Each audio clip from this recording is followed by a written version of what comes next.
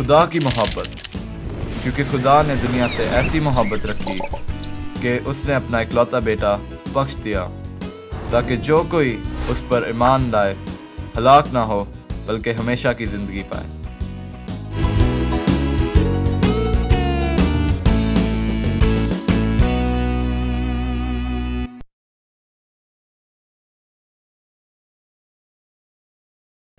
खुदावंद यीशु अल मसीह के अजीम जलाली और पुरफजल नाम में मैं वायलेट सिसल आप सब को सलाम पेश करती हूँ और प्रोग्राम खुदा ने दुनिया से ऐसी मोहब्बत रखी में आप सब को खुश आमदीद कहती हूँ। नाजरीन, कलाम खुदा में यूँ लिखा है, बस जो कोई अपने आप को कायम समझता है वो ख़बरदार रहे कि गिर ना पड़े।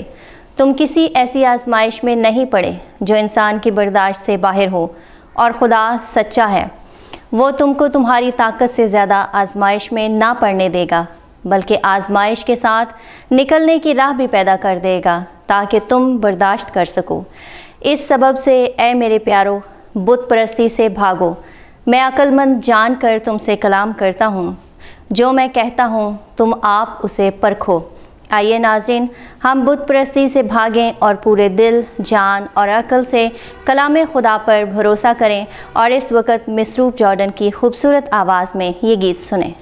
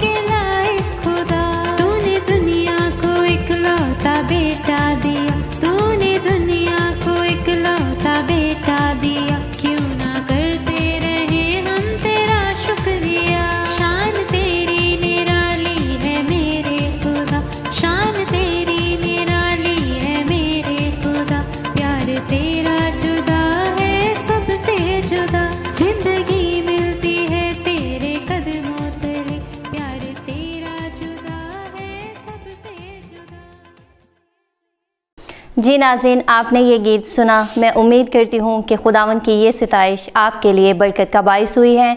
और आइए अब चलें अंकल डेविड और पिंकी के पास और उनसे आज की कहानी सुने। आइए चलते हैं।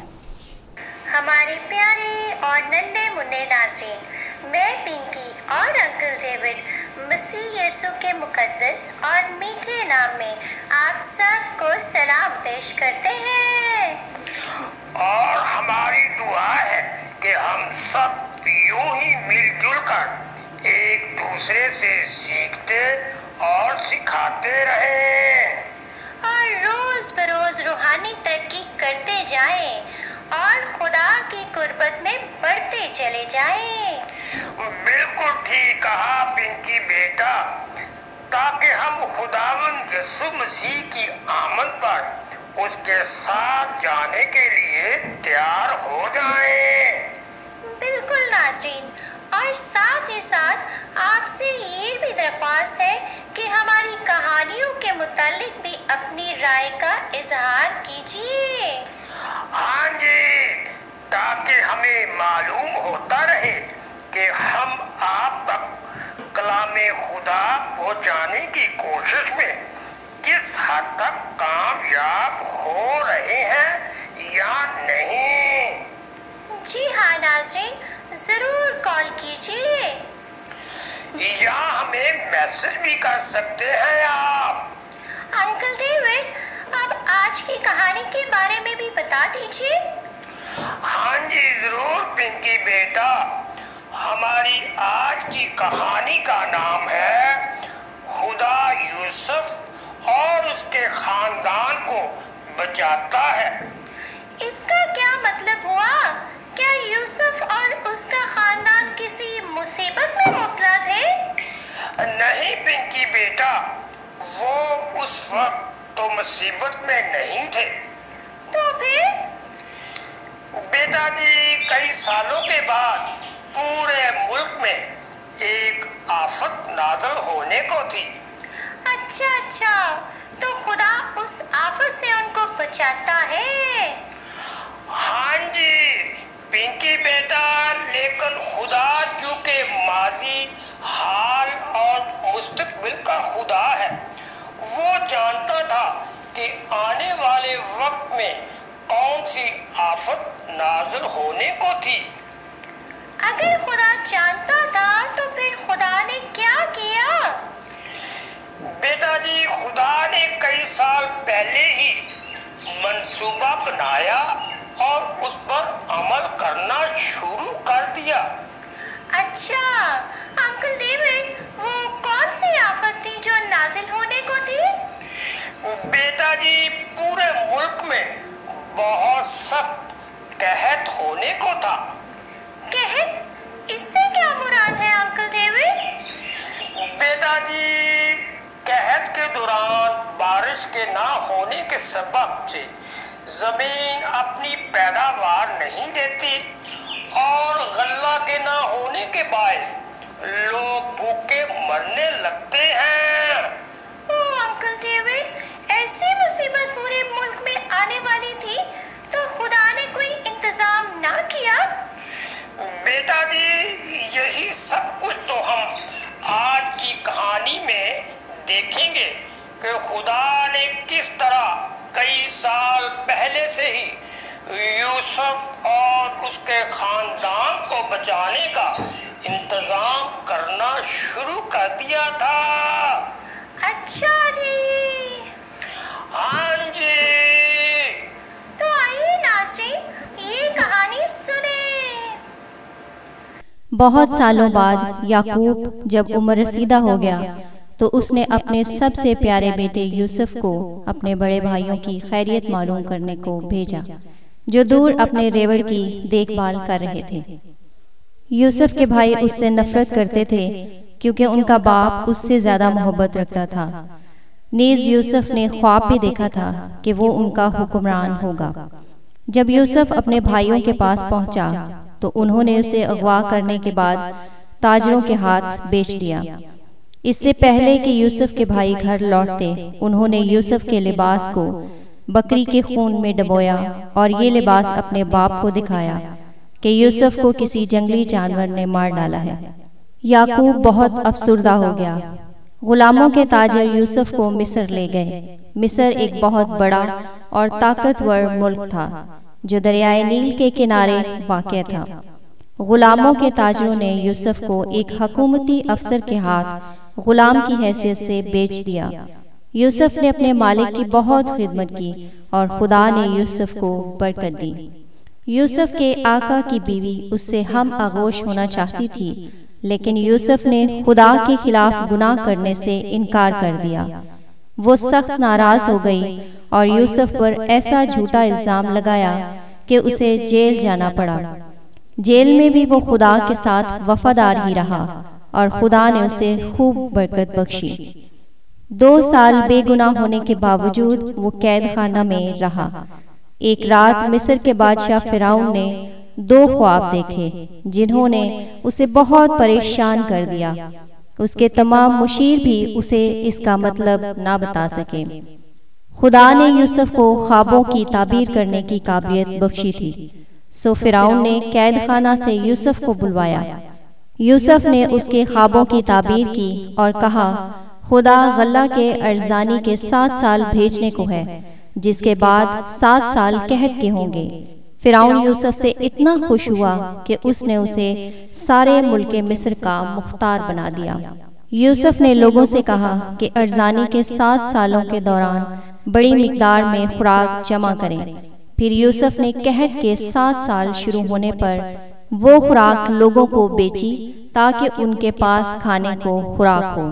कहत बहुत शदीद था, ना सिर्फ मिस्र में बल्कि केनान में भी, जहाँ याकूब और उसका खानदान रहते थे। सो याकूब ने अपने बेटों को खुराक खरीदने मिस्र में भेजा। जब वो खुराक खरीदने के लिए यूसुफ के सामने खड़े थे, भाइयों ने तो उसे ना पहचाना, लेकिन यूसुफ ने उन्हें पहचान लिया। ये इम्तहान ले लेने के बाद कि उसके भाई तब्दील हो चुके हैं, यूसुफ ने उनसे कहा, मैं तुम्हारा भाई यूसुफ हूँ, खौफजदा मत हो। जब तुमने मुझे गुलाम की हैसियत से बेचा, तुमने तो मुझसे बुराई करने की कोशिश की, लेकिन खुदा ने उसी बुराई से मेरे लिए भलाई पैदा की। आओ और मिस्र में रहो, ताकि मैं तुम्हारी और तुम्हारे खानदानों की किफालत कर सकूं। जब यूसुफ के भाई घर लौटे और अपने बाप याकूब को बताया कि यूसुफ जिंदा है, तो वो बहुत खुश हुआ। बावजूद इसके कि याकूब बहुत उम्र रसीदा था, अपने तमाम खानदान के साथ वो मिस्र की तरफ रवाना हुआ और वो सब वहाँ रहने लगे। याकूब ने मरने से पहले अपने हर एक बेटे को बरकत दी। खुदा के वो तमाम वादे जो उसने इब्राहिम से किए, वही इसहाक के साथ थे, फिर याकूब और याकूब के बाद उसके 12 बेटों के साथ थे। खुदा के वो तमाम वादे जो उसने इब्राहिम से किए, वही इसहाक के साथ थे, फिर याकूब और याकूब के बाद उसके 12 बेटों के साथ थे। इन्हीं 12 की नस्ल इसराइल के 12 कबाइल हुए। नाज़रीन, आपने कहानी देखी और सुनी, और हमें उम्मीद है कि इसके वसीला से आपका खुदा पर भरोसा और ज्यादा मजबूत होता जाएगा। अब अगले हफ्ते तक के लिए हमें इजाजत दीजिए। खुदा हाफिज़। जी नाज़रीन, आपने ये कहानी देखी और सुनी। मैं उम्मीद करती हूँ कि इसके वसीला से आपने कलाम खुदा सीखा है, और अब वक्त है कि हम डॉक्टर मार्टिन लूथर की मुख्तसर कैटेकिज़्म के वसीला से भी खुदावंद का कलाम सीखें। हमारा आज का मज़मून है दूसरा आर्टिकल, और इसमें आज हम सीखेंगे हमारी निजात। हम क्यों ये ईमान रखते हैं कि यीशु मसीह खुदा का इकलौता बेटा हमारा खुदावंद है, इससे क्या मुराद है। हम सीखेंगे मसीह के तशख़्ख़ुस के बारे में, और हम सीखेंगे यीशु मसीह के इलाही नामों, इलाही खसूसियात और इलाही कामों के बारे में। आइए सीखते हैं। खुदावंद यीशु मसीह के मुबारक और जलाली नाम में आप सब की सलामती हो। आज हम खुदावंद के कलाम में से सीखेंगे मसीह का तशख़्ख़ुस, और आज का हमारा सवाल है, मैं क्यों ईमान रखता हूँ कि यीशु मसीह हकीकी खुदा है। और इसके बारे में जानने के लिए आए बाइबल मुक़द्दस में से हवाला जात का मुतालिया करें।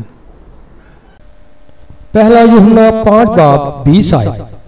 हम उसमें जो हकीकी है, यानी उसके बेटे यीशु मसीह में है, हकीकी खुदा और हमेशा की जिंदगी यही है।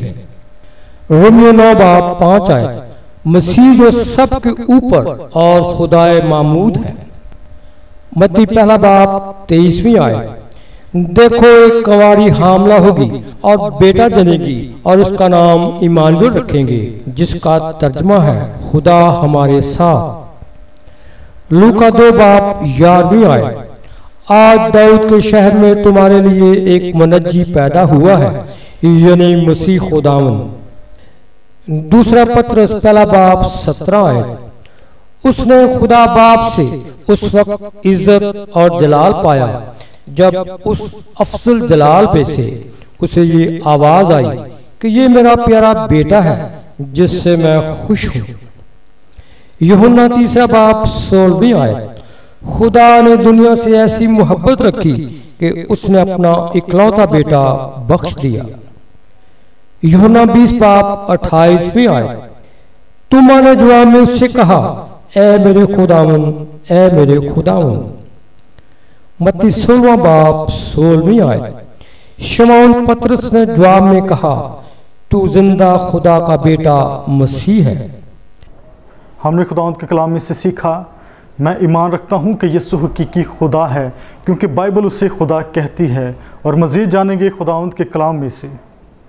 यूहन्ना पहला बाब 2 आयत। यही इब्तिदा में खुदा के साथ था। इब्रानियों 13 बाब 8वीं आयत। यीशु मसीह कल और आज बल्कि अब तक यकसा है। मत्ती 28 बाब 20वीं आयत। और देखो मैं दुनिया के आखिर तक हमेशा तुम्हारे साथ हूँ।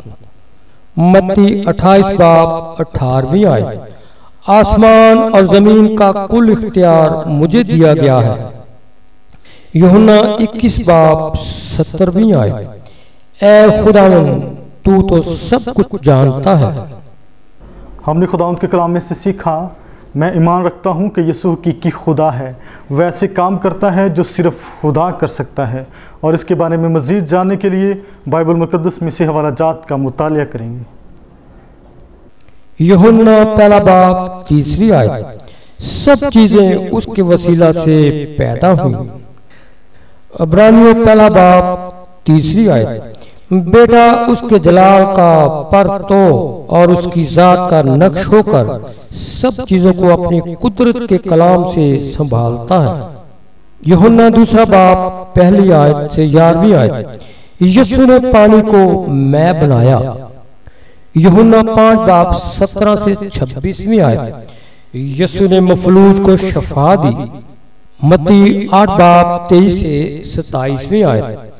यीशु ने खौफनाक तूफान को साकन किया। मरकस 5 बाब 1 से 20वीं आयत। यीशु बदरूहों पर इख्तियार रखता था। यूहन्ना 11 बाब 38 से 44 आयत। यीशु ने लाजर को मुर्दों में से जिंदा किया। मत्ती 28 बाब 6 और 7वीं आयत। यीशु खुद मुर्दों में से जी उठा। रोमियो पहला बाब 4 आयत। यीशु पाकीज़गी की रूह के एतबार से मुर्दों में से जी उठने के सबब से कुदरत के साथ खुदा का बेटा ठहरा। मत्ती 9 बाब 6 आयत। इब्ने आदम को जमीन पर गुनाह माफ करने का इख्तियार है। यूहन्ना 5 बाब 22वीं आयत। क्योंकि बाप किसी की अदालत नहीं करता, बल्कि उसने सारा काम बेटे के सुपुर्द किया है।